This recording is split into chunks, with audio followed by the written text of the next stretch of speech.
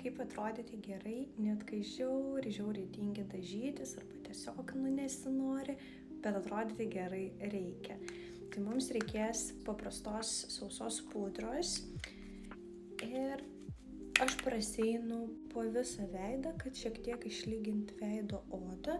Jeigu yra kažkokių labai matomų trūkumų arba norisi paslėpti paakius, galima praseiti su maskuokliu. Pas mane dabar viskas yra gerai, tai man užtenka tik pudros. Per visą veidą praseinu. Toliau mums reikės kažkokio ryškaus lūpdažio, mano atveju tai raudonas lūpdažis. Ir mes jį uždedam per visas lūpas ir išblendinam. Aš išblendinu su šepetėliu, nes man taip yra lengviau stebėti ir matyti, kiek to lūpdažio ant lūpų yra. Ir tuomet, kas liko ant šepetėlio, likučius dedam ant žandukų vietoj blušo ir išblendinam. Galima su pirštais, galima su šepetėliu, šiaip nesvarbu. Voilà.